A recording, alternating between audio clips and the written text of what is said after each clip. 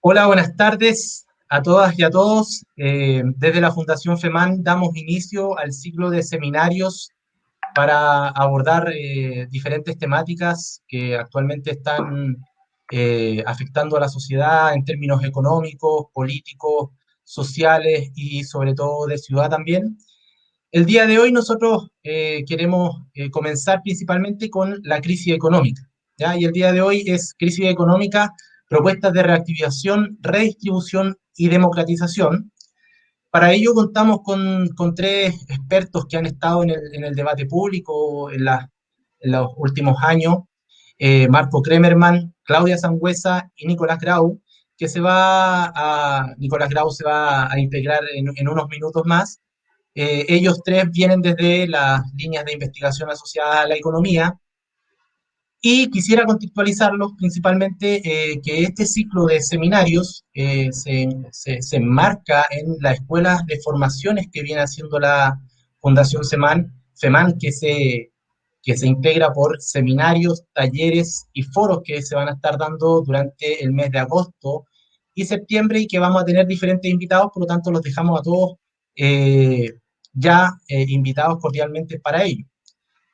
Como todos ya hemos visto en las últimas semanas, el tema de la economía ha sido bastante importante, los sectores populares se han visto bien afectados, en general la sociedad, las clases medias ya están sufriendo los embates de esta crisis. El último informe de actividad económica mensual, el IMASEC, presentó un 12,4% de caída de la economía. Y el objetivo, por lo tanto, del día de hoy de abordar la crisis económica es, bueno, ver ¿cómo lo hacemos de aquí en adelante? ¿Cómo podemos salir de esta crisis económica con alternativas que puedan superar el modelo que se ha visto en una encrucijada bastante importante? ¿Ya? Por lo tanto, sin más y en honor al tiempo, vamos a dar inicio a este seminario con la presentación de Marco Kremerman. Marco es licenciado en Ciencias Económicas y Administrativas de la Pontificia Universidad Católica de Chile y es máster en Políticas del Trabajo y Relaciones Laborales de la Universidad de Bolonia.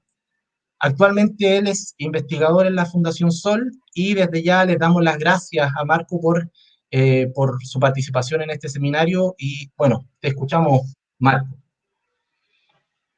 Muchas gracias, Alex. Saludar a Claudia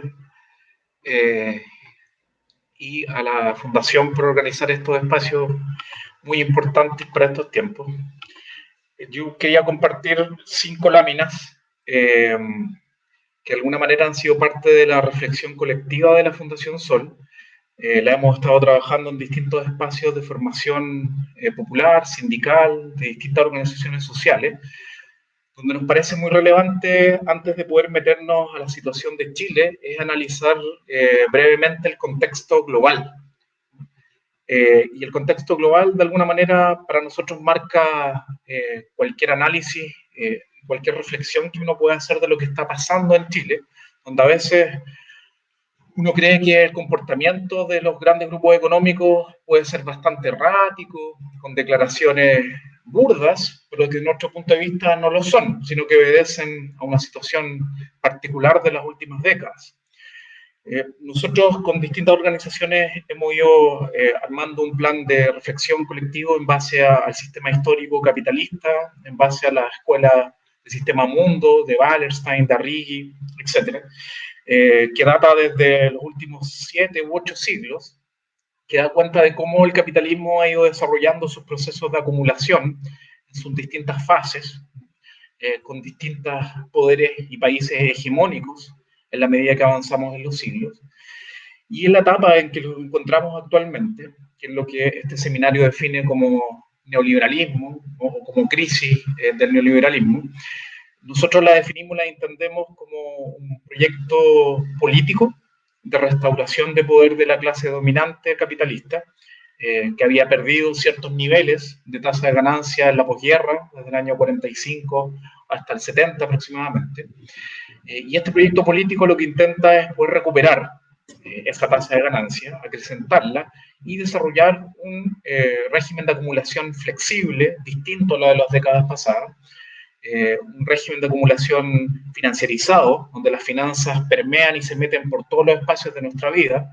No solo se ven los clásicos eh, herramientas o mecanismos de extracción y explotación en el mundo de la producción, del trabajo, sino que también se ocupan los bajos salarios para acumular, que es el caso de los créditos estudiantiles, es el caso, por ejemplo, del sistema de pensiones privatizados como el que tenemos hoy en día en Chile, y donde la economía se basa en el endeudamiento. Ya no se necesita que se paguen salarios adecuados para que se compren los bienes y servicios que las propias empresas producen, sino que a través de la deuda se logra dinamizar la economía, que desde nuestro punto de vista uno de los principales ejes analíticos, considerar que todo el crecimiento y toda la riqueza que se ha generado en Chile en las últimas décadas obedece más bien a un modelo de crecimiento con doping, como una carrera corta, la puedo ganar usando anabólicos, dañando el medio ambiente, pagando bajos salarios, utilizando las cotizaciones para acumular, pagando muy malas pensiones, pero no puedo llegar al final de la maratón, que desde nuestro punto de vista es lo que está pasando actualmente. Sin embargo, más allá de lo que sucede en Chile, nosotros observamos y compartimos ciertos marcos analíticos que consideran que hoy día, a nivel mundial, al parecer no estamos en la clásica crisis cíclica del sistema histórico capitalista, donde en algunos meses más el capital se va a reacomodar, va a utilizar nuevos procesos y métodos de acumulación y volvemos a una espiral nueva, donde se utilizan los clásicos niveles de explotación, sino más bien estamos en un proceso de casi 40 años, en los cuales algunos autores han indicado que se ha comprado tiempo. Se ha comprado tiempo principalmente a través del uso del dinero.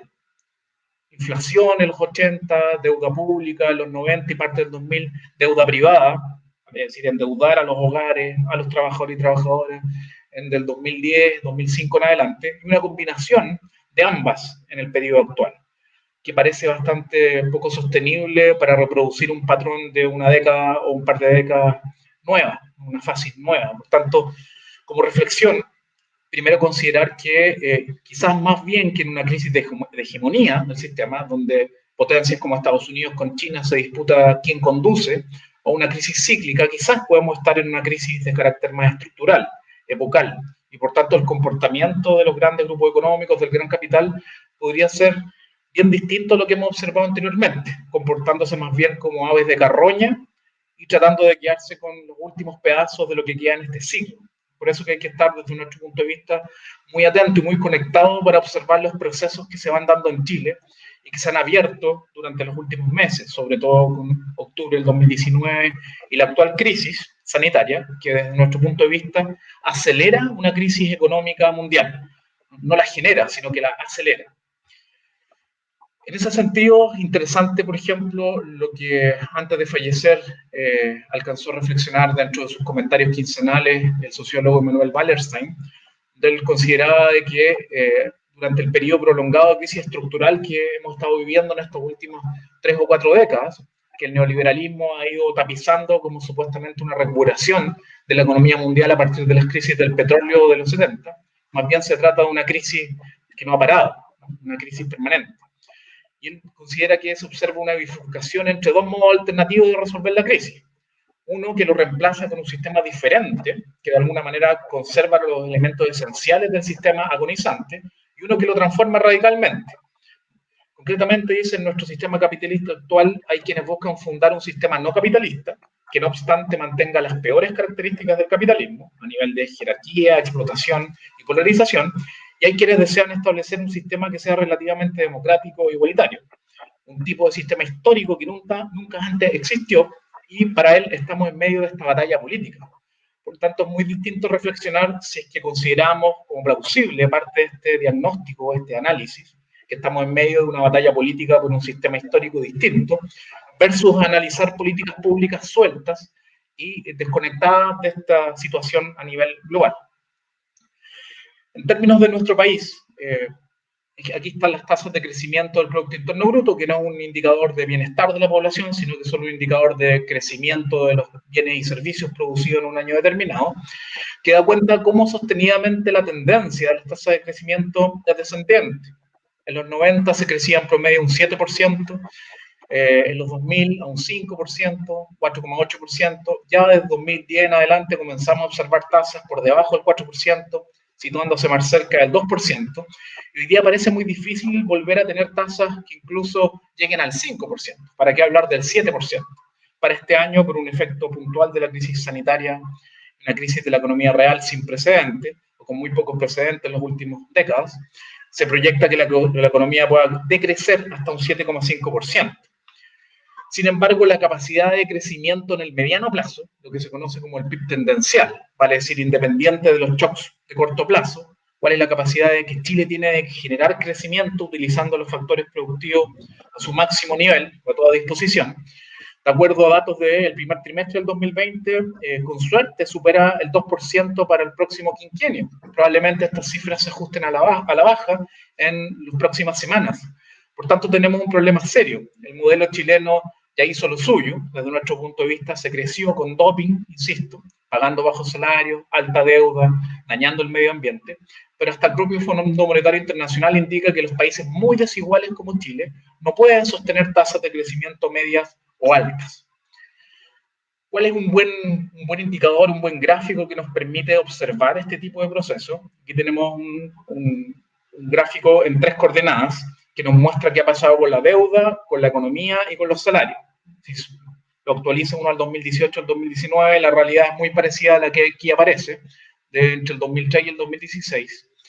La economía chilena ha crecido en 3,8% promedio en este periodo, los salarios, la ocupación principal han crecido un 2,2% y la deuda de los hogares casi un 10% promedio por año, 4,5 veces más que los salarios y 2,5 veces más aproximadamente que la economía. Eso da cuenta justamente de lo insostenible que es este sistema para la gran mayoría de los hogares en Chile. Y en relación a propuestas alternativas para la reactivación, para la redistribución, para la democratización, que es lo que propone este seminario en esta primera jornada, nosotros hemos propuesto en general este esquema, sobre todo siempre lo lanzamos para el 11 de septiembre, que da cuenta de los principales pilares que se crean en dictadura, que no fueron alterados en los gobiernos postdictatoriales y que sostienen de alguna manera lo que se conoce como el modelo chileno de acumulación.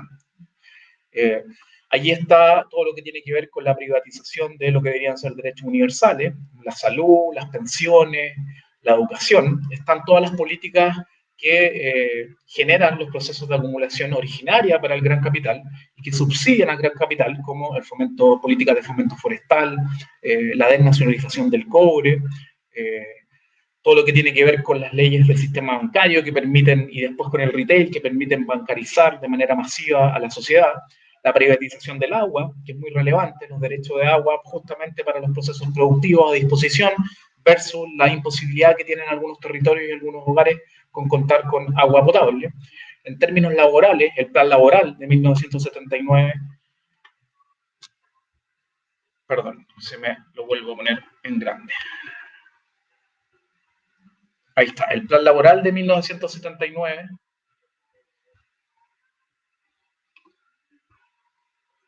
Hay un problemita. No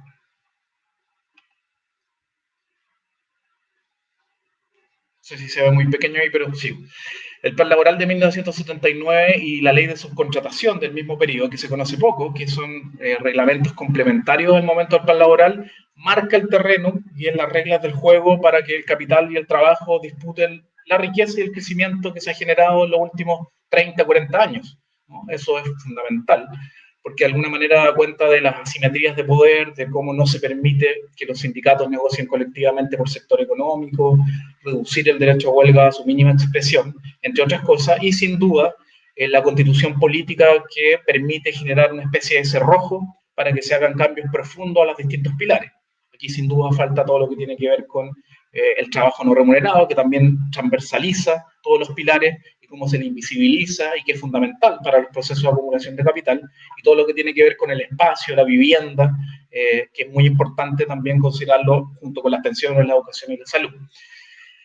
En términos de los procesos de reactivación, nosotros consideramos que aquí la política contracíclica pasa a jugar un rol fundamental. La política contracíclica se entiende como hacer todo lo contrario a lo que indica el ciclo económico. Cuando el ciclo económico es complejo, estamos decreciendo, aumenta el desempleo. Algunas personas, algunas escuelas de pensamiento aconsejan de que hay que apretarse el cinturón. Nosotros consideramos que justamente es el momento para hacer lo contrario. Pero no solo hacer lo contrario en términos de políticas clásicas, como programas de generación de empleo, políticas para que se cree infraestructura, que también genera empleo, sino que justamente llevar los estándares precarios que Chile tiene, en términos de pensiones, de salarios y de otras aristas, subir esos estándares. Entonces algunas personas dirán, es imposible, van a quebrar muchas empresas pequeñas, ¿cómo se va a subir el salario mínimo? Las empresas tienen una enorme dificultad para poder pararse después de esta crisis, como aumentar los impuestos. Por tanto, nosotros consideramos que hay que hacer justo lo contrario. Para tratar de desembridar, ¿no?, este proceso, se requieren este tipo de políticas que ayuden a reactivar la economía y que eleven los estándares. Porque lo que sucede desde nuestro punto de vista con esta crisis sanitaria es que nos agarró con estándares tan bajos y tan precarios que aceleró, ¿no?, los procesos de precarización e hizo que la crisis durara más de lo que convenía. Por tratar de resguardar la tasa de ganancia, finalmente se llegó a esta situación donde las cuarentenas se tuvieron que extender de manera increíble por muchos meses, sobre una precariedad, se actuó sobre precariedad y por tanto políticas que tengan que ver con aquello, con elevar el salario mínimo a niveles equivalentes, al menos en términos líquidos, a una línea de la pobreza, que hoy día es de 450.000 pesos por un hogar promedio. Cambios profundos al sistema de pensiones. Eso es un debate en sí mismo, pero es importante constatar y volver a decir de que Chile solo tiene un mercado de cuentas individuales de ahorro privado obligatorio. Eso no es sistema de pensiones en ninguna parte del mundo. Y lo que se está discutiendo hoy día sobre la mesa es construir un mini sistema mixto, que es incorporar un pequeño pilar de reparto, que es lo único que permite generar aumentos en las pensiones actuales, reconocido hasta por el propio gobierno, que tuvo que obligadamente hacer estos cambios a partir de lo que sucede en octubre. Parte de las oposiciones, Partido del PPD, Democracia Cristiana y Partido Socialista en el Senado, tienen una propuesta alternativa donde los 6 puntos de cotización adicional que se están discutiendo lo quiere llevar a un reparto con cuentas nocionales o virtuales, que es algo parecido a lo que existe en Suecia, pero nuevamente manteniendo un eje hegemónicamente de cuentas individuales, que sería bastante extraño a nivel mundial. Entonces acá sería importante, y es por eso que es relevante, poner mucha atención sobre el proyecto de derogar el decreto ley 3500, que algunos senadores y senadoras han colocado sobre la mesa en los últimos meses. Porque más allá de lo que resulte en la discusión, eso no obligatoriamente nos lleva a un sistema de seguridad social robusto, pero permite democráticamente hacer una discusión sobre las pensiones de manera integral, sin estar condicionado al sistema de AFP, porque hoy día lo que tenemos que hacer es agregarle puntos nuevos, pero mantener el sistema de AFP porque es muy grande para caer, porque administra recursos equivalentes al 82% del PIB y a pesar de aquello paga la mitad de las pensiones de vejez autofinanciadas, son menores a 150.000 pesos.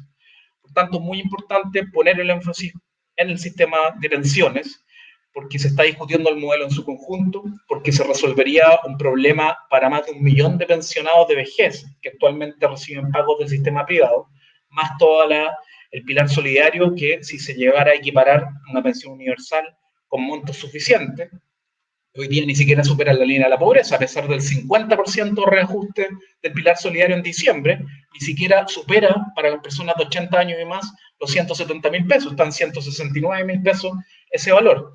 Y sin duda eso tiene que ir acompañado con un sistema tributario distinto, ¿no? Hay poco tiempo para poder entrar en detalle de cada una de las aristas, pero nuestro sistema, que es regresivo, donde principalmente se recauda más en términos de tasa de los sectores medios y más vulnerables, que pagan obligatoriamente el IVA en todo lo que consumen, y dado que la recaudación de impuestos indirectos que gravan a los bienes y servicios supera el 50% en relación a los impuestos directos que gravan a las rentas y a las utilidades de las empresas, a contrario census, a diferencia de lo que sucede en otros países que tanto nos gustaría parecernos y que recaudan al revés.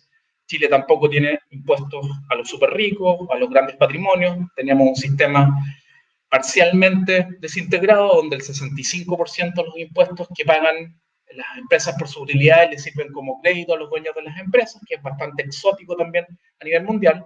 Bueno, hay muchas cosas que corregir, están ahí en los pilares.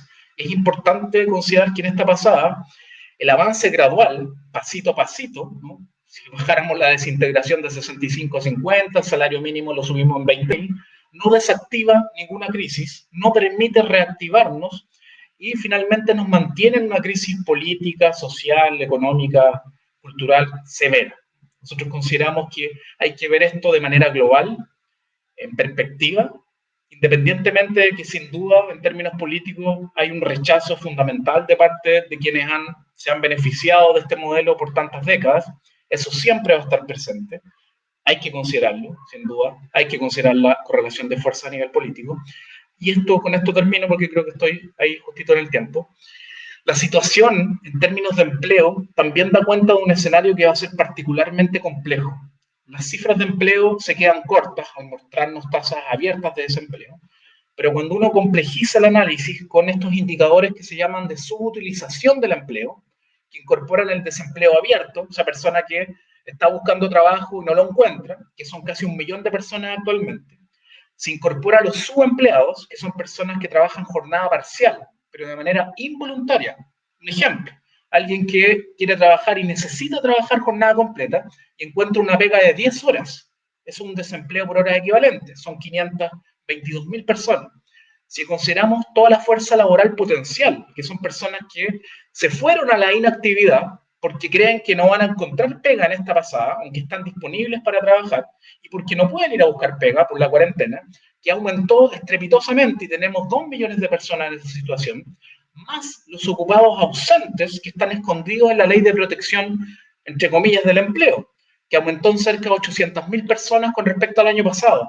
Estamos hablando de cerca de 4.800.000 personas que actualmente, en el dato de abril-junio, que tiene rezago, tienen problemas de desempleo total, abierto, parcial, subempleo o potencial. Tanto la inactividad como esta ley de protección del empleo. Por tanto, hay un panorama muy desafiante que atender y si eso lo conectamos a nivel global, requiere de análisis muy profundos para poder salir de esta crisis para que beneficie por alguna vez a los sectores populares. Muchas gracias. Muchas gracias, Marco. Muy interesante el análisis desde el capitalismo histórico hasta las últimas observaciones que nos hacen.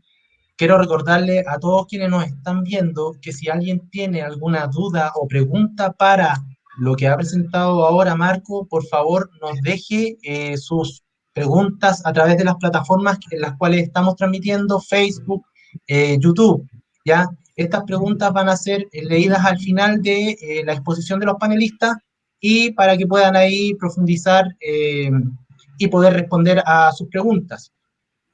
Continuando con el panel, ahora vamos a dar paso a la especialista Claudia Sangüesa. Claudia es doctora en Economía de la Universidad de Cambridge. Claudia es la directora del Centro de Economía y Política Social y también es investigadora adjunta del Centro de Conflicto y Cohesión Social. Gracias, Claudia, por estar en este seminario, en este debate, y te escuchamos para ver tu análisis. Sí. Bueno, muchas gracias primero por la invitación. Estoy muy contenta de poder estar aquí junto a Marco y Nicolás, conversando de esto. Y quería estructurar mi reflexión en torno a 3 cosas. Uno es, primero, mirar la realidad hoy día, un poco qué es lo que está pasando hoy, en torno a las distintas crisis que estamos atravesando. Y luego hacer una reflexión acerca de cómo llegamos a este punto y finalmente terminar con algunas propuestas, ¿sí? Entonces, nosotros estamos viviendo varias crisis juntas, ¿sí? Una crisis derivada de esta pandemia, ¿cierto? De esta crisis sanitaria. Una crisis estructural que tiene que ver con la crisis medioambiental, la emergencia climática, y una crisis particular nuestra, que es la crisis social y que vivimos en el estallido desde octubre, ¿cierto? Y por lo tanto es bastante más complejo el escenario que quizás la de cualquier otro país del mundo hoy día, ¿sí? Hace pocos días el Instituto Nacional de Estadística presentó las cifras en materia de caída de empleo. Hay una caída de empleo hoy día del 20% de la ocupación y del empleo informal de aproximadamente 35%. Esas son las caídas hoy día en el empleo. Eso obviamente produce un mayor riesgo de caer en la pobreza de los hogares, sobre todo si son hogares informales y sin contrato. Han habido algunos apoyos, ciertos ingresos, pero probablemente no van a alcanzar nunca a compensar las caídas de los ingresos que han sufrido los hogares en estos momentos. También ha habido un cierre de las escuelas en todo el año. Según Naciones Unidas, esto afecta más fuertemente justamente a los niños de hogares más vulnerables y de clase media. Usualmente viven en hogares más grandes y donde no tienen acceso a un montón de herramientas sobre las cuales poder alcanzar un nivel de educación o capacitación mientras están en sus mismas casas. Con madres además que trabajan, donde se ha cargado básicamente el tema de cuidados y de trabajo doméstico. Hay estudios que muestran que se ha duplicado la carga de cuidados y trabajo doméstico al interior de los hogares en las mujeres, la brecha. Y esto va a producir efectos en la desigualdad intergeneracional también, porque esto tiene efectos en el largo plazo. Y además se vienen otras crisis, se vienen otros problemas, ¿cierto? Esta idea de estar encerrados, ¿cierto?, con política de distanciamiento social, va a producir problemas de salud mental graves, especialmente en sectores también donde hay más hacinamiento de los hogares y donde hay menos posibilidades de poder enfrentar esta contención, ¿cierto?, este distanciamiento de buena forma. Por lo tanto, se vienen problemas de frustración, de miedo, que también se distribuyen de manera desigual. Aparte de la salud misma, que ya tiene un problema de desigualdad ahí. Bueno, ese es el escenario hoy día, ¿sí? Ahora, a ese llegamos con esta crisis medioambiental también. Ayer salió un estudio, ¿cierto?, publicado, donde muestra que los países donde hay mayor riesgo de poder enfrentar más la crisis climática y por lo tanto, básicamente morir por ejemplo, falta de agua o temas de deshidratación, ¿cierto?, es en países que son más desiguales, ¿sí? Y nosotros tenemos el agua mal distribuida y enfrentamos una mega sequía hace ya varios años. Y finalmente estamos a puertas de un proceso constituyente, tenemos un plebiscito en los próximos días, todavía no están, entiendo, las condiciones, además, no se han desarrollado las condiciones para enfrentar bien este plebiscito, necesitamos con urgencia que sea no solo masivo, pero también seguro, ¿sí? Y además de este panorama, nosotros llegamos a esta crisis que estamos viviendo hoy día también de una forma ya bastante, diría yo, en mala posición. Nosotros llegamos con un Estado que es pequeño en términos al resto de los países comparables, ¿cierto? Tenemos un gasto fiscal, ¿cierto?, que no es muy grande respecto a los países, está 15 puntos porcentuales bajo al promedio de la OCDE. Venimos con un sistema de salud también deteriorado, donde tenemos también deficiencias en términos de recursos humanos y sanitarios, ¿cierto? Además, llegamos con una alta desigualdad social y económica. Llegamos sin confianza en las autoridades políticas, llegamos sin confianza en las instituciones políticas, en los partidos políticos, con una sociedad bastante separada, atomizada, ¿sí? Entonces, básicamente es un país que para enfrentar estas crisis está en malas condiciones. Y por lo tanto los desafíos son bastante grandes también. Y yo en general tengo una visión, creo que hay muchas oportunidades hoy día. La reactivación económica de la que se habla nos genera también oportunidades de poder focalizar los esfuerzos en ciertas áreas donde efectivamente están estas crisis todas juntas, ¿no? Creo que, por ejemplo, aumentar el gasto fiscal, aumentar el empleo, que va a ser importante en los próximos meses, ¿cierto? Tiene que ser hecho en sectores económicos y en actividades que estén justamente relacionadas con enfrentar las crisis climáticas, ¿no?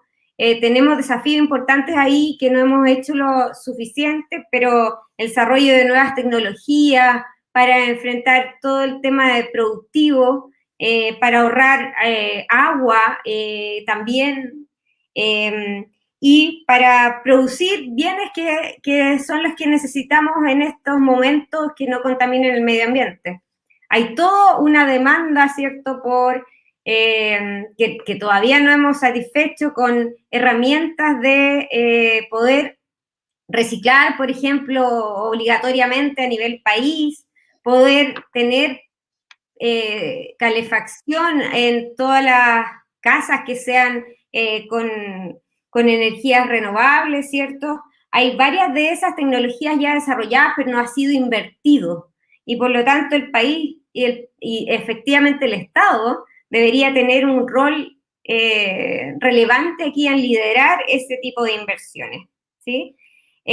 También hay un tema con los cuidados que es importante y que se reveló en esto. Hay una demanda desde el feminismo, ¿cierto?, por reconocer todas esas tareas que no son tan invisibilizadas de las estadísticas económicas de hecho. Y según un estudio de Comunidad Mujer el año pasado nomás, que calculó más o menos qué porcentaje del PIB corresponde a ese sector económico, y corresponde a aproximadamente el 20% del PIB, que no está pagado, que está contabilizado como cero. Entonces es como la oportunidad de poder reconocer ese trabajo, de poder subsidiar, digamos, con recursos públicos todo lo que es cuidados tanto de enfermos, de adultos mayores y de niños. Y también hay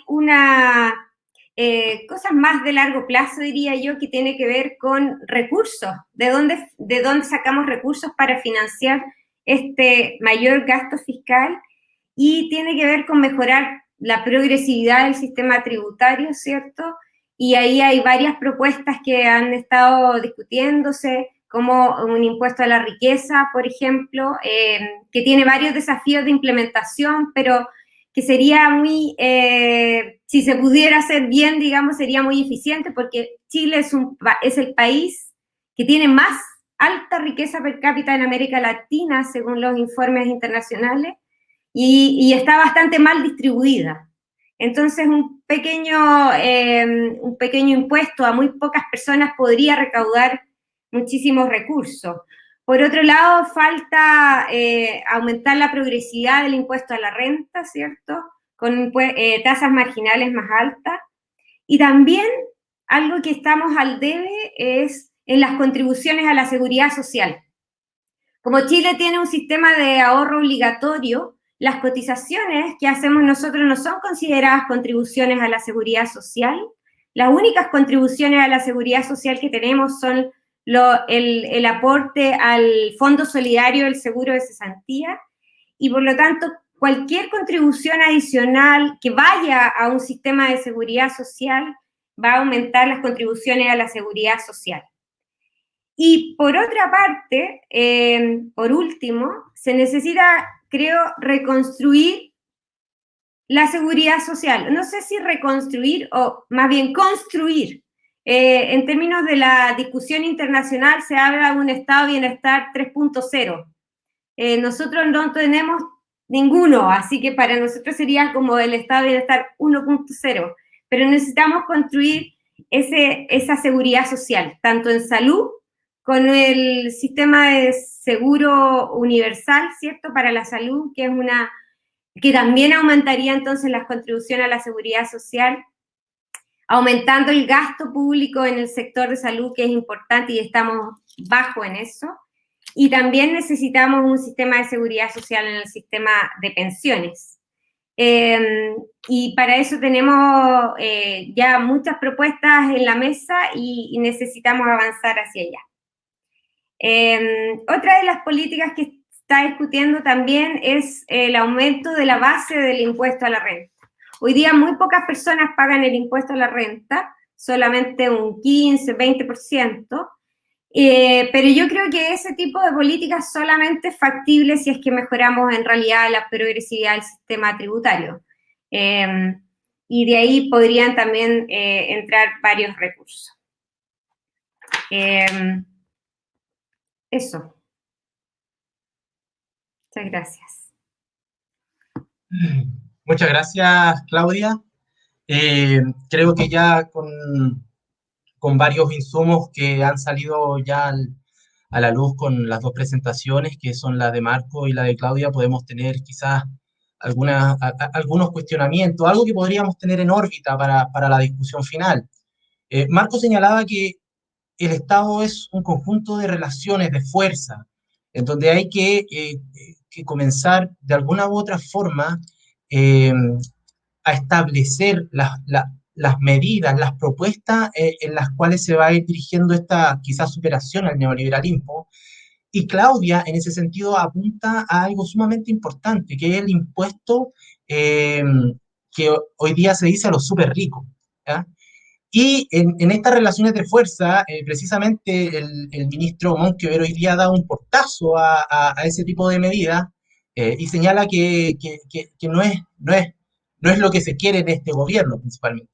Por lo tanto, en temas económicos y en lo que estamos discutiendo ahora, cómo estas propuestas pueden ir avanzando, cómo estas propuestas pueden ir corriendo el cerco político de esas relaciones de fuerza de Estado, sería interesante quizás discutirlo al final. Les recuerdo a todos quienes nos están viendo ahora que estamos en el ciclo de seminarios de la Fundación FEMAN, patrocinado por el Movimiento de Pobladoras y Pobladores Bucamau y la Fundación Rosa Luxemburgo. A continuación vamos a presentar a nuestro tercer especialista, él es Nicolás Grau. Nicolás es ingeniero comercial y magíster en economía de la Universidad de Chile y él tiene un doctorado en economía de la Universidad de Pensilvania. Es profesor asistente del Departamento de Economía e investigador adjunto del Centro de Estudio para el Conflicto y la Cohesión Social, COES.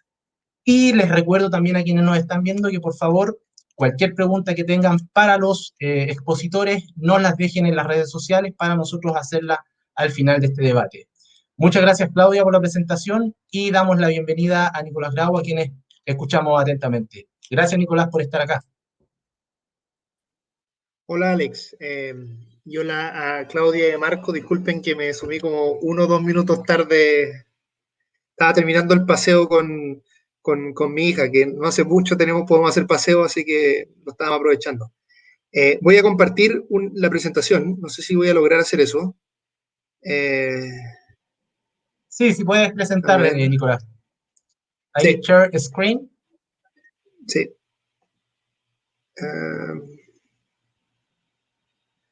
Un segundo. Sí.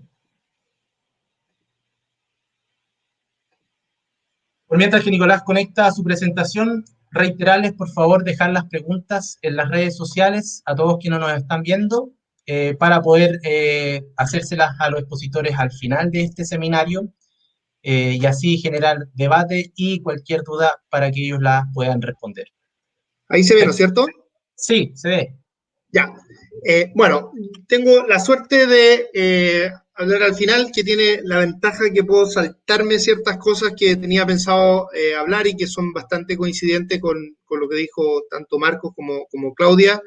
Las voy a decir muy rápida a ella y después me voy a centrar en tal vez más la última parte, que es la discusión de qué cosas se pueden hacer. Entonces, mi plan para esta presentación es primero dar alguna idea de la magnitud de la crisis actual, después discutir la situación pre-crisis o pre-crisis COVID, que tanto Claudia como Marco enfatizaron que hay problemas estructurales de la economía chilena y en términos más generales de la estrategia de desarrollo de Chile, que son anteriores tanto a nuestra crisis de salud como a nuestra crisis social. De hecho, probablemente una de las causas fundamentales de la crisis social y también de lo mal que se ha manejado la crisis de salud. Y después me voy a centrar en algunas propuestas. Entonces, magnitud de la crisis, esto lo dijeron mis dos antecesores, pero lo voy a mostrar con un gráfico que tal vez ayuda a enfatizar lo que ellos dijeron. Este es un gráfico con datos del INE. Esto solo es empleo y en la región metropolitana en particular, tal como tanto Claudia como Marco señalaron. Mirar el empleo es solo una de las dimensiones que uno podría ver acá, pero lo que se ve en el empleo es una reducción de más o menos un 20%. Es una reducción muy importante. En la prensa estas cosas no se tocan muy bien, primero porque en general se habla de la tasa de desempleo. La tasa de desempleo es probablemente la peor medida que uno pueda tomar en este caso, porque hay mucha gente que pasa de desempleo a inactivo, porque cree que no va a poder encontrar trabajo, y tiene razón, porque en este contexto está muy difícil encontrar trabajo, y la inactividad no se captura en la tasa de desempleo. Entonces lo mínimo que uno debiera hacer es justamente ver la tasa de desempleo y agregar eventualmente las otras consideraciones que se han señalado en las presentaciones anteriores. Pero aquí se ve en el fondo lo inusual de la caída de empleo si uno compara con las tendencias de los últimos tres años anteriores. Y bueno, es un número muy, muy grande. Aquí tengo acá desagregado por las distintas tasas de ocupación, desocupados, inactividad. Aquí lo que se puede ver es si uno compara el trimestre móvil que tenemos ahora, se ve una reducción mucho más respecto al año pasado. Tenemos una reducción muy grande de empleo. Y también eso, como les comentaba antes, se ve principalmente como una reducción un aumento, perdón, de los inactivos.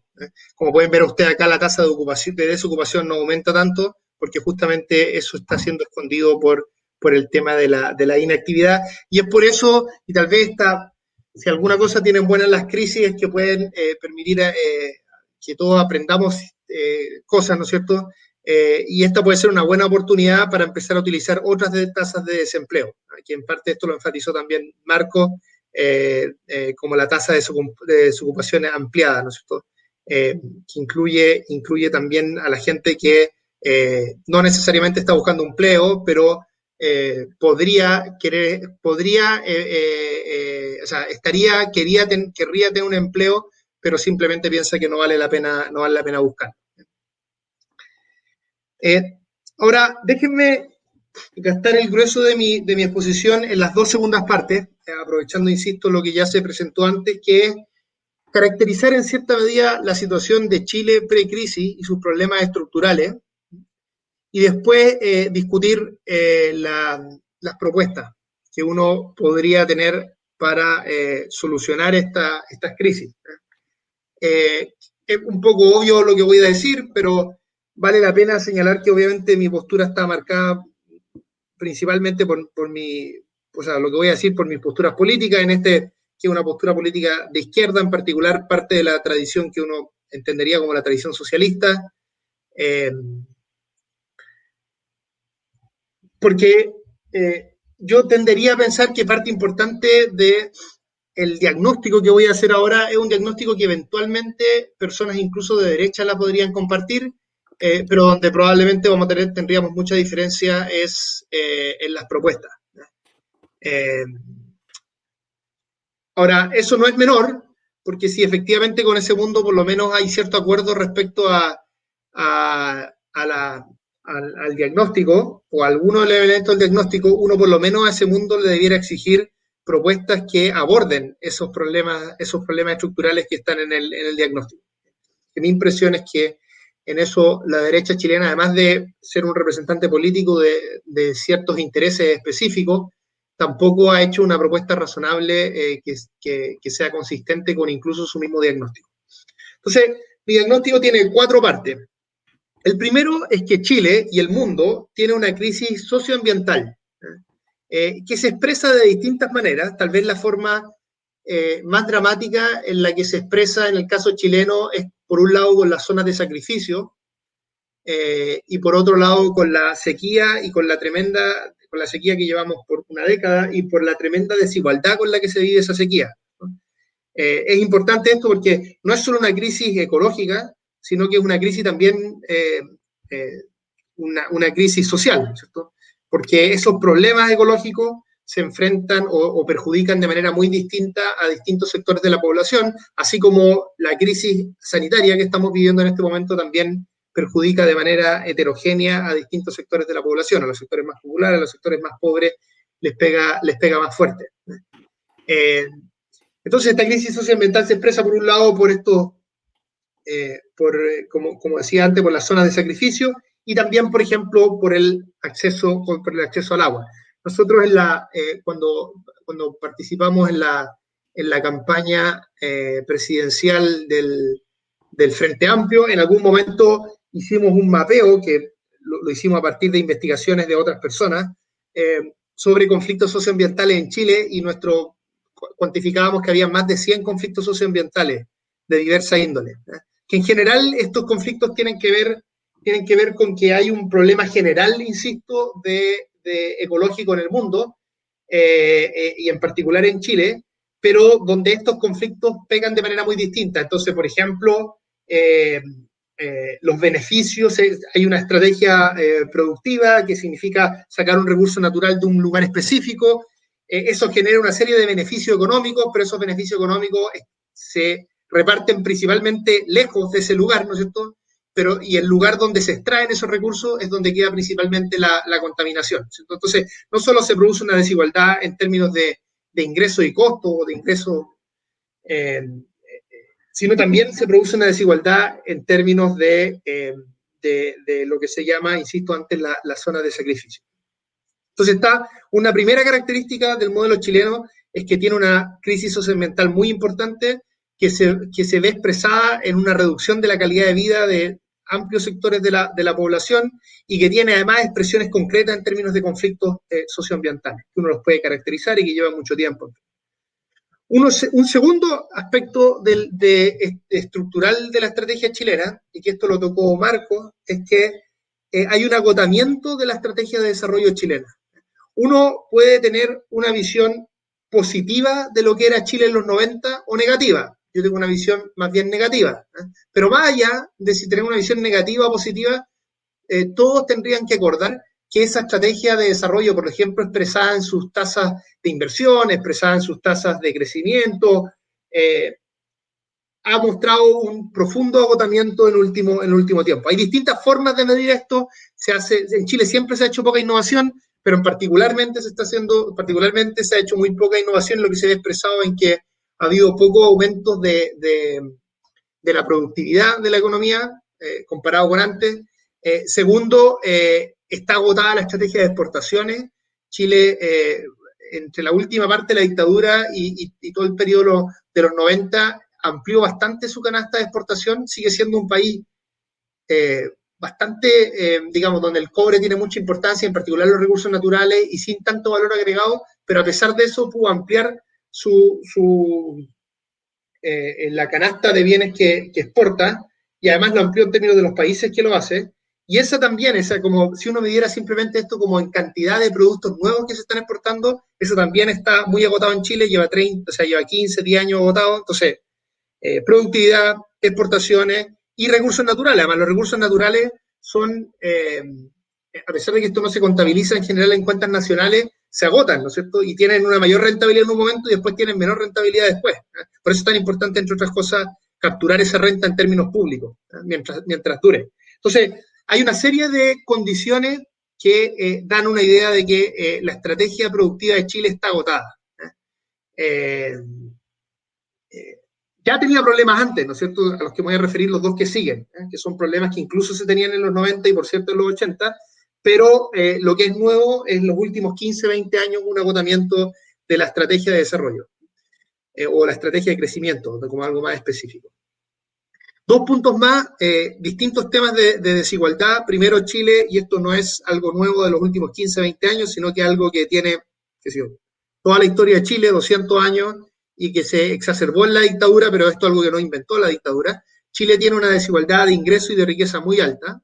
Claudia ya habló algo de algunos de estos números, pero hay distintas formas de verlo. Uno puede decir, no sé, el 1% más rico concentra algo así como, dependiendo de los estudios, entre el 25 y el 35% del ingreso, y los países igualitarios eso es un 10%, entonces hay una diferencia muy, muy importante, por lo menos de países de los que se tienen datos. Chile es de las más altas además de concentración de la riqueza. Entonces, y esto, insisto, esto es una desigualdad que tiene mucho tiempo, siempre ha estado ahí. Hay un estudio muy interesante de Javier Rodríguez, economista, historiador uruguayo, que ha documentado esto de manera extensa. Y por último, la desigualdad de poder, que es muy importante, no solo porque es un problema en sí mismo, la desigualdad de poder es un problema en sí mismo, sino que además es una desigualdad que hace muy difícil que se solucionen los otros problemas. Es una desigualdad que bloquea en términos políticos los cambios para solucionar la crisis socioambiental, el agotamiento de nuestra estrategia de desarrollo y abordar el problema de desigualdad de ingresos y de riqueza. Y además se fortalece por eso, ¿no es cierto? O sea, como está dicho ahí entre paréntesis, la desigualdad de riqueza es la fuente principal de desigualdad de poder. A veces la gente piensa el poder como algo muy restrictivo, entonces uno piensa el poder solo como un problema político, como por ejemplo, no sé, el presidente o la presidenta tiene más poder que el resto. Eso es cierto, pero el poder principal en las sociedades capitalistas está dado porque hay un grupo pequeño de la población que concentra la riqueza, y como concentra la riqueza, concentra el grueso de las decisiones de inversión. Y eso le da un tremendo poder político que es tanto micro como macro. Es micro porque una persona que es dueña de una gran empresa tiene la potestad de darle órdenes a las personas que trabajan en esa empresa, ¿no? O sea, determina o restringe la libertad de esas personas por 8 horas al día. Eso significa tener un poder micro. Poder macro, y que ese poder micro, cualquier persona que ha trabajado, ¿no es cierto?, de manera, digamos, con un jefe o con una jefa sabe perfectamente a qué me refiero con eso. Y lo segundo está el poder macro, el poder que algunos llaman poder estructural, que significa, por ejemplo, que si nosotros democráticamente votamos por un gobierno que quiere hacer un cambio tributario y aumentarle el impuesto a las empresas o aumentarle el impuesto a la riqueza, un sector pequeño de la población puede decir, entonces nosotros vamos a invertir nuestra riqueza en otro lugar, y eso puede generar problemas para esa estrategia, puede generar tensiones, ¿no es cierto?, a veces de largo plazo o por lo menos tensiones de corto plazo. Esto incluso lo vivió el gobierno anterior, el gobierno de Bachelet, a pesar de que sus reformas eran bastante moderadas, eran reformas que, digamos, yo diría al borde de la socialdemocracia en un sentido de más derecha y, no sé, como entre tercera vía y socialdemocracia, y aún así produjeron gran escándalo en el empresariado chileno y en parte fueron bloqueadas, por lo menos parcialmente. Entonces, eso ilustra lo difícil que es hacer transformaciones cuando hay una desigualdad de poder. Entonces, antes de pasar a las propuestas, en lo que me queda, que no sé cuántos minutos me quedan, porque no veo nada, solo veo mi presentación, pero si me puedes decir con audio, no tengas problema en interrumpirme nomás. 5 minutos. Entonces, es bien importante este tema de valorar la desigualdad del poder y relacionarla con la asimetría en la distribución de riqueza, que es tan característica de los capitalismos, y en particular de los capitalismos muy desiguales, como el caso chileno, que es un capitalismo especialmente desigual, porque muchas veces cuando la gente critica, por ejemplo, el impuesto a la riqueza, se olvida de que la desigualdad de poder es un bien en sí mismo, y que si nosotros hacemos un impuesto a la riqueza, aunque no recaudemos tanto, porque los impuestos a la riqueza nunca van a recaudar tanto como puede hacer un impuesto al ingreso, puede recaudar harto, 2 puntos del PIB, incluso 3 puntos del PIB, pero no más que eso. En general eso es lo que muestra la evidencia comparada. Pero lo importante es que esas reducciones de la riqueza mejoran las democracias, hacen que esos sectores tengan menos poder, logren acumular menos, y de esa manera podamos hacer otras transformaciones que sean importantes. Entonces, insisto, la desigualdad de poder debiera ser, sobre todo para los sectores de izquierda, un problema en sí mismo. Déjenme mirar las propuestas, no sé, los 4 minutos que me quedan. Primero, está el tema de la transición productiva y energética. Aquí, en el mundo de izquierda, yo diría hay 2 tradiciones, está como, lo voy a poner de manera bien esquemática, está el mundo del decrecimiento y está el mundo de lo que se llama el crecimiento verde. Yo adscribo principalmente a lo segundo, lo puse de manera bien esquemática porque estas cosas tienen bemoles, pero entonces voy a explicar básicamente qué consiste eso. Eso consiste en la situación actual es que hay una serie de aspectos estructurales de nuestra economía que o los cambiamos o simplemente el mundo, al menos como existe, no va a seguir existiendo. Y en particular esto tiene que ver con las emisiones de CO2. No solo está acotado a eso, pero ese es digamos, el problema de corto plazo más fundamental, que hay ciertos cálculos de algunos economistas que señalan que para hacer las transformaciones energéticas y productivas que se requieren para abordar este tema y para llegar a ciertas emisiones cero en el 2050 o en algún horizonte de ese tipo, necesitamos invertir algo así como un 2% del PIB a nivel mundial. Y eso significa una gran dirección del Estado, necesita que el Estado defina lo que, por ejemplo, la economista Mariana Mazzucato llama misiones, o sea, como una visión grande del Estado, de la sociedad, un objetivo país, y que todos empujamos en esa dirección, y eso significa redireccionar inversiones, y necesita que el Estado principalmente redireccione esas inversiones porque los privados probablemente no lo van a hacer por sí solos. Y la buena noticia de eso es que eso perfectamente puede generar mejores empleos. No es cierto, porque va a destruir empleo, ¿no es cierto? Si uno deja de producir ciertas cosas que son contaminantes, va a destruir empleo, pero hacer ese esfuerzo tremendo por inversión y por transición productiva y energética también va a producir otro empleo, y las estimaciones que hay es que esos empleos serían mejores. Lo segundo es que hay una amplia gama de propuestas para mejorar el problema de la igualdad. Lo primero que uno tendría que reconocer es que es muy difícil tener un país igualitario cuando la matriz productiva es como la chilena. Necesitamos una matriz productiva que ponga menos foco en sectores productivos que le dan tanta importancia a los derechos de propiedad, como son, por ejemplo, las estrategias más extractivas. Entonces, estrategias que diluyen más los derechos de propiedad van a ser, y que requieren más invertir en educación y en innovación, son estrategias que en general van a pagar mejores salarios.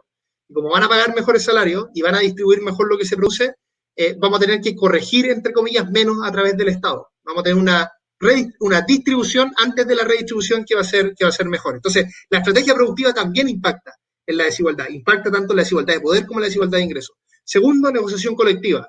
Y sobre todo lo que necesitamos enfatizar en Chile es la negociación ramal, porque la característica productiva de Chile, y eso probablemente va a durar un buen tiempo, es que tenemos muchas empresas pequeñas, y si uno tiene muchas empresas pequeñas, es muy difícil que esas empresas tengan sindicatos a nivel de empresa. Entonces, lo que hacen los otros lugares en el mundo es que tienen negociación ramal para solucionar ese problema. Uruguay, por ejemplo, si uno quiere ir a un caso cercano.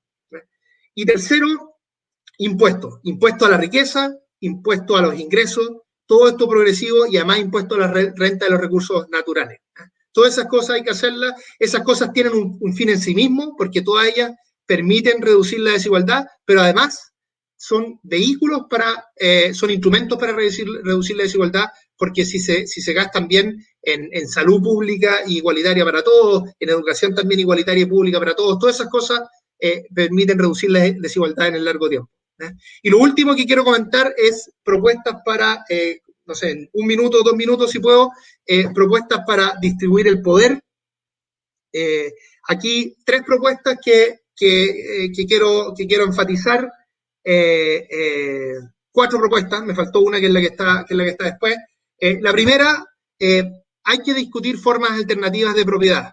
Es muy probable que la propiedad privada como un elemento central de la economía, digamos, más allá de lo que nos interesa en las posturas socialistas, no desaparezca por lo menos en un mediano plazo, pero sí hay muchas alternativas, no solo a la estrategia cooperativa, sino propiedad estatal, pero a nivel de municipio. Hay una amplia gama de distintas formas de propiedad, formas más mixtas, en fin. Ahí la propuesta, recomiendo, no tengo tiempo para discutir eso, pero la propuesta del laborismo inglés de Corbyn es muy interesante al respecto. Después está toda la estrategia de codeterminación, que significa decir, mira, aunque las y los trabajadores no tengan la propiedad de las empresas, hay unos cuantos países que a pesar de ello, igual las y los trabajadores tienen representantes en los directorios. Está el caso alemán, el caso sueco, que normalmente a esto se le ha llamado codeterminación. Uno también debiera empujar en esa dirección. O sea, hay que distribuir mejor la propiedad, pero además, dada la propiedad que existe, hay que esforzarse porque las y los trabajadores tengan representación, por lo menos en las grandes empresas, los que tienen directorio. Y lo último es que hay que avanzar bueno, tengo también el tema de impuesto a la riqueza, que voy a decir algo muy breve después, pero hay que avanzar en democracia y inversión, y yo ahí creo que democracia e inversión me refiero a abordar este tema que les comentaba antes, es decir, el hecho de que en el capitalismo en general, pasa que un grupo pequeño concentra el grueso de las decisiones de inversión. Hay que tratar de romper eso. Eso históricamente se ha roto a través del Estado, pero además una gran oportunidad que tenemos en Chile son el sistema de pensiones, porque el sistema de pensiones genera un ahorro muy importante y esos ahorros se siguen invirtiendo con una lógica de rentabilidad privada, lo que no tiene, a mi modo de ver, ninguna justificación razonable, y uno debiera apostar porque exista un control democrático de la sociedad sobre esos ahorros para que esos ahorros se inviertan representando los intereses de la sociedad. Entonces, se inviertan en empresas que no contaminan, se inviertan en empresas que pagan mejores salarios, se inviertan en empresas que no dan impuestos, se inviertan en empresas que donde los trabajadores tienen representaciones en los directorios, se inviertan en empresas donde a las mujeres no se les pagan salarios distintos que a los hombres, por ejemplo.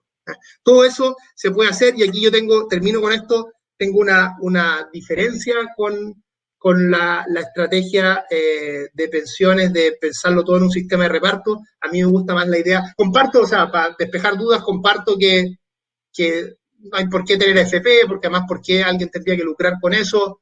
Comparto además que se necesita un componente importante de reparto, porque esa es la única forma de mejorar las pensiones ahora y también en un plazo.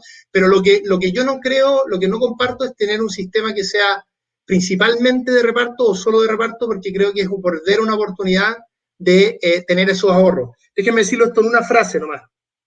Todas las tendencias en el mundo van en dirección a que los trabajadores pierden poder, en particular la sindicalización, y hay problemas estructurales de eso. No puede tratar de revertirlo, mis propuestas antes van en esa línea, pero cuesta. La única tendencia que va a favor del poder de los trabajadores es que los trabajadores van aumentando el ahorro en sus sistemas de pensiones, los sistemas que hay ahorro. Ahora, la diferencia en esto es que lo que yo creo es que tiene que haber un sistema de capitalización, por lo menos una parte, colectiva, no individual. Y esa es una diferencia muy importante con el mundo más de derecha. O sea, en otras palabras, hay que pensar igual como pensó José Piñera en los 80, pero en vez de pensar cómo las pensiones pueden ser una oportunidad para el capitalismo chileno, hay que pensar cómo las pensiones pueden ser una oportunidad para aumentar la democracia o una perspectiva socialista, por lo menos en una dimensión, en las decisiones de inversión. Y eso, el sistema de pensiones es una gran oportunidad, y si uno deja de hacer ahorro, eso va a ir desapareciendo en el tiempo y vamos a perder esa oportunidad. Eso, termino por ahí, tenía un par de cosas más, pero ya me pasé en el tiempo, así que lo dejo para el debate. Perfecto. Muchas gracias, Nicolás, por la presentación. Ya tenemos varios elementos para poder comenzar a generar una breve discusión. Sin embargo, quiero tomar las preguntas que se están haciendo para que podamos profundizar en el debate y que ustedes han tocado perfectamente. Lamentablemente Claudia se tuvo que retirar por un tema de agenda, por lo tanto continuamos con una pregunta que ha sido repetitiva en el trayecto de este seminario y que tiene que ver con el impuesto a los súper ricos. Y tiene que ver con que bueno, si se aplica un impuesto a los súper ricos, ¿cómo es posible que esto no se transfiera finalmente a la sociedad y que posteriormente se vean bajas en los salarios y aumento de precios? ¿Cómo podría generarse políticas que puedan contrarrestar este tipo de efectos? No sé cómo lo hacemos, cómo contestamos el orden. ¿Parto yo nomás en esto o vas tú, Marco? No sé qué prefieres. Nicolás. Mira, a ver, distintas cosas en esto. Lo primero es que es muy importante que el impuesto a los ricos, en particular el impuesto a la riqueza, se diseñe bien, ¿ya? Y en esto, por suerte, hay buena experiencia en otros lugares. Déjame dar un ejemplo de esto, o dos cosas. El impuesto a los ricos tiene que ser respecto a su riqueza que está en Chile como a su riqueza que está en el extranjero. Eso es súper importante, o si no la gente puede sacar la riqueza a otro lugar. Segundo, Chile tiene que hacer hartos esfuerzos y esto lo están haciendo otros lugares del mundo, por mejorar la forma en la que los niveles de transparencia e información entre el Estado chileno y otros estados, y también instituciones privadas, porque eso va a limitar la posibilidad que tengan estas personas para esconder sus recursos en paraísos fiscales o espacios de otra índole. Entonces, lo primero es que diseñar bien. En eso hay experiencia, impuesto a la riqueza, hay, por ejemplo, en Uruguay y hay en Colombia, y se ha aprendido harto respecto a eso. Y un segundo tema que es importante respecto al diseño es que tiene que ser respecto a todos la riqueza, y a la riqueza neta. Es decir, tiene que ser riqueza menos deuda. Puede haber una persona, por ejemplo, que tenga una, no sé, una casa muy grande, no sé, pero al final la tenga pagada todo con deuda. Esa persona no tiene riqueza. Que eso no existe, por ejemplo, en el impuesto a las contribuciones, que uno paga por la riqueza, por el patrimonio que tiene, la casa que tiene, pero no paga por el patrimonio neto. Entonces, esas cosas son importantes. Lo segundo es que es muy importante, además, que esto tenga un mínimo de riqueza. Ahí hay distintas opciones. Cuando nosotros propusimos esto en la última campaña presidencial del Frente Amplio, hablábamos de un mínimo de 5 millones de dólares. No me acuerdo en este momento si era 5 o 2 millones de dólares, pero creo que era 5 millones de dólares el mínimo que nosotros proponíamos de riqueza. O sea, esto realmente le pega a las personas más ricas, ni siquiera a las personas de nivel socioeconómico alto, sino que a las personas realmente que son ricas y que probablemente ocupen esa riqueza para otros ámbitos. Ahora, para otras inversiones, digo. Dicho lo anterior, que son como las cosas más técnicas, es muy importante para esto pensar en qué se gasta esto, ¿no es cierto? O sea, los ricos lo tienen y lo invierten, algunas cosas las invierten en Chile, otras cosas las invierten afuera, algunas cosas las invierten en cuestiones que no necesariamente son socialmente las más rentables, algunas pueden ser más contaminantes, en fin. Nosotros lo que tenemos que hacer como sociedad es pensar bien cómo invertirla. Y de eso va a depender, por ejemplo, el impacto que tenga futuro. Entonces, si nosotros ocupamos el impuesto a los súper ricos y lo invertimos, por ejemplo, en hacer parte de la transición energética y hacer, bueno, eso lo estamos invirtiendo súper bien, ¿no es cierto? Nos estamos preocupando de las generaciones futuras, nos estamos más preocupando a través de eso de generar buenos empleos. Entonces, ese es, y no necesariamente la inversión de los privados va a ir en esa dirección, ¿no es cierto? Entonces, es muy importante, si uno lo invierte en mejor educación preescolar, escolar y universitaria, y que sea igualitaria, que sea gratuita y que sea masiva, eso también es una muy buena inversión social. Entonces, hay mucha de esta inversión que no necesariamente tiene el mejor uso y por lo tanto utilizarla bien no es menor. Ahora, lo último que quiero decir respecto a esto es que tampoco hay que venderse un cuento. O sea, el impuesto a los súper ricos en la versión que tenga, ya sea el impuesto a la riqueza o a los ingresos, va a generar tensiones. Y los sectores de más altos ingresos del país van a tratar de bloquear estos cambios. Y por eso es muy importante que uno piense bien la economía política de estas cosas. Y eso significa elegir muy bien las peleas y además, digamos, la dinámica de las peleas. Uno puede elegir una, después la otra, después la otra, después la otra, y como ir agarrando fuerza en el fondo. Y estar consciente de que este tipo de cosas van a generar tensiones y que las personas de alto ingreso van a ocupar los recursos que tienen para tratar de frenar esos cambios.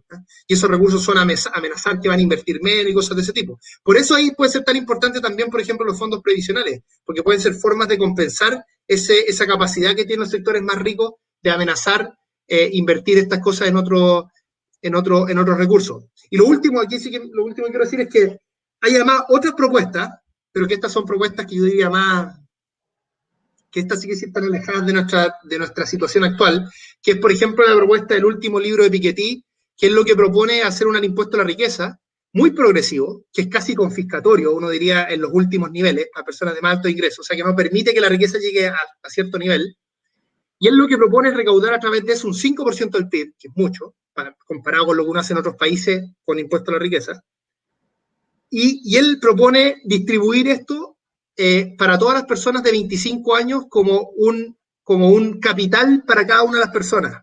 A los 25 años a todos se les da como una especie de herencia, pero para todas las personas igual. Parecido al ingreso básico universal, pero en vez de un ingreso básico que es todos los meses, es como una especie de capital o un ahorro para todas las personas. Yo hice el cálculo con esto para el caso chileno y serían algo así, con un 5% del PIB, con un corte de más o menos 270.000 personas por año, eso es más o menos $60.000. Eso es como 50 millones de pesos.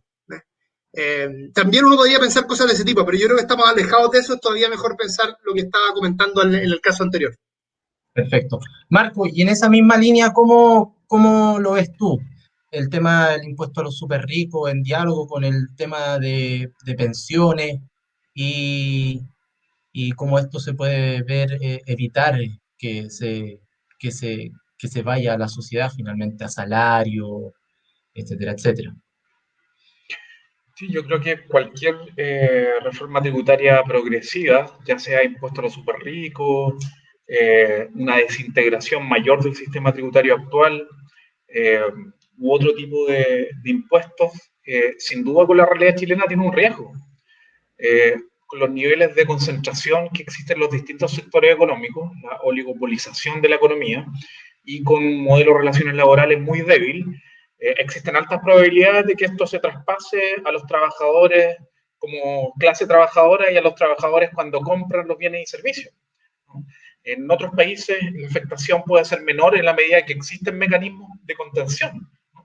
Porque efectivamente cuando tú tienes un nivel de democratización mayor en la economía, existe un poquito más de libertad de mercado, no existe una cartelización tan grande como existe en Chile de los sectores económicos, y hay negociación colectiva por rama que impide que los salarios se contengan o que aumenten marginalmente. Sin duda los aumentos de impuestos pueden ser más sostenibles en el tiempo y no son traspasados a las personas, a los hogares.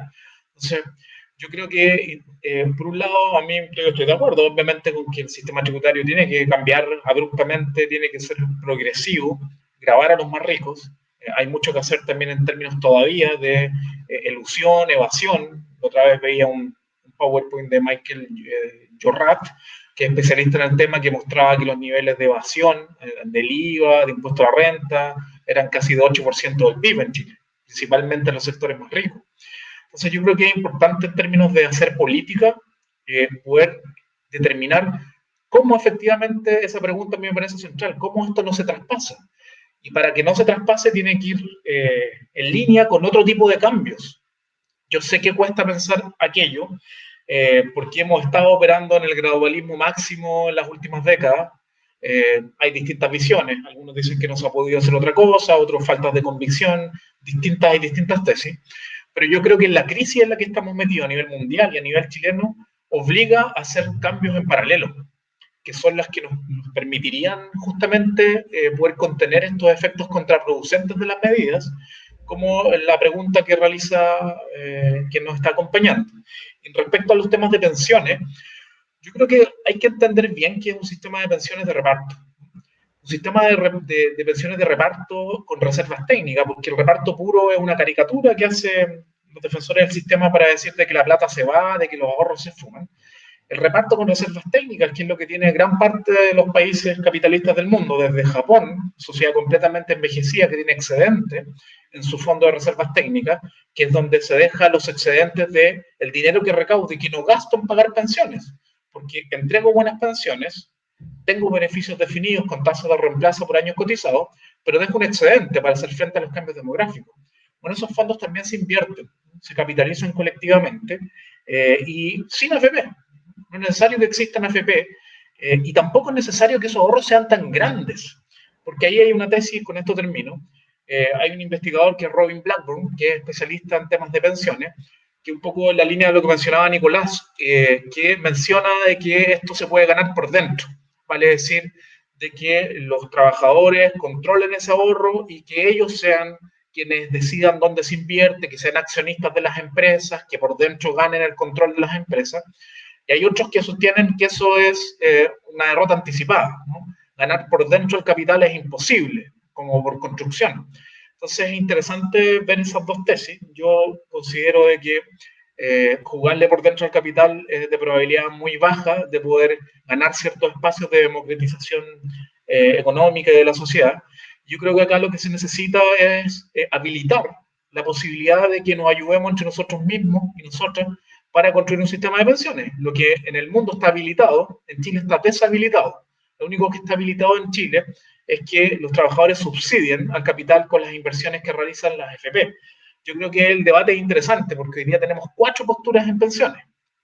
Tenemos la postura del gobierno, inédita, porque se abre a incorporar un pequeño pilar de reparto de 3 puntos de cotización, un mini sistema mixto, también inédito a nivel mundial, otro experimento para Chile. Parte de las oposiciones en el Senado, como lo decía en la intervención inicial, principalmente los senadores Letelier y Bosch, que están en la Comisión de Trabajo, dicen que en vez de que sean los 3 puntos adicionales de reparto, que sean 6, y que estableciendo algunas garantías extrañas, no con tasas de reemplazo, sino con montos en UF que se agregan a las pensiones según años cotizados. Está la alternativa de Felices y Forrado, por poner un ejemplo, con Jimena Rincón, que consideran que se deben hacer cambios paramétricos, como cambiar las tablas de mortalidad, la tasa de interés técnica, el retiro programado, que son elementos que determinan algo muy técnico, que es el capital necesario unitario para construir pensión. Y que con eso las pensiones se nos van a ir al cielo, y eso no es así. Las pensiones mejorarán 20-25% con cambios profundos. Eso nos llevaría a la pensión mediana de 150.000 a 185.000 pesos. Seguimos en crisis previsional. Y la otra propuesta es la propuesta de la coordinadora No Más FP, que nosotros hemos ayudado a construir y apoyamos, que tiene que ver con llevar el sistema de pensión a la socialdemocracia. Vale decir que el pilar central sea un pilar universal público con impuestos generales financiados con un nivel de suficiencia mínimo, ¿no? Que no sean 140 o 150 lucas, y que sea universal, que venga el pilar de reparto intergeneracional con beneficios definidos claros y con fondos de reserva técnica para invertir los excedentes, con criterios de inversión de esos excedentes distintos a los actuales. Hasta la propia OCDE tiene un manual de inversión donde se impide que se invierta en empresas que dañan el medio ambiente, condenadas por prácticas antisindicales, entre otras cosas. Y finalmente, la sociedad debería definir si es que las AFP están en el lugar de la APB, vale decir, del ahorro previsional voluntario, un ahorro que cada persona puede realizar en una AFP, en un banco, en una compañía de seguro, o es un pilar complementario, obligatorio, como en Suecia y en Uruguay. Pero en esos sistemas, las cuentas individuales representan cerca de un 20, un 18% de la cotización, del total de la cotización. Vale decir, los sistemas mixtos, que a veces nos intentan decir de que nosotros no tenemos y no los tenemos, son hegemónicamente de reparto. Entonces, para que llegásemos a eso, tendríamos no solo que agregar los 6 puntos de la cotización adicional a seguridad social, sino que tendríamos que hacer lo que han hecho cerca de 18 países en los últimos 15 años, que es devolverse al sistema público inmediatamente, como lo hizo Polonia, Hungría, República Checa, Argentina, etcétera, o parcialmente, como lo hizo Croacia, Estonia, Lituania, que le sacó un porcentaje de lo que cotizaban en cuentas individuales y lo llevó a un fondo público con cuenta nacional para reconocer el ahorro y la pensión que recibe cada persona, sin ningún tipo de expropiación, sino como una cuenta nacional. Entonces yo creo que ese debate va a ser muy interesante porque va a permitir construir un sistema de pensiones nuevo y al mismo tiempo poder generar algún efecto sobre la matriz productiva con los criterios de inversión que se consideran. Muchas gracias, Marco. Ciertamente el debate va a ser bien candente de aquí en los próximos años. La puesta en valor de este seminario va a ser precisamente tomar las propuestas que ustedes han elevado y comenzar a viralizarlas y debatir principalmente. Desde ya queremos agradecerles la participación a Marco, a Claudia, a Nicolás en este seminario. Ha sido muy interesante, la avalancha de preguntas es bien interesante, sin embargo, por temas de tiempo tenemos que finalizar el seminario. Este seminario es organizado por la Fundación FEMAN, con el patrocinio y auspicio del Movimiento de Pobladoras y Pobladores Ucamau, y la Fundación Rosa Luxemburgo, y continúa durante el mes de agosto hasta septiembre. La próxima semana los dejo invitados a todos quienes nos están viendo y también a los expositores para continuar con estos seminarios que va a abordar el próximo miércoles la crisis sanitaria. ¿Ya? Por lo tanto, muchas gracias por la audiencia, muchas gracias a los expositores, muy interesantes los debates y desde ya le damos las gracias desde la Fundación FEMAN y quien habla, Alex Paulsen. Hasta luego y que tengan una muy buena semana. Chao, que estén muy bien.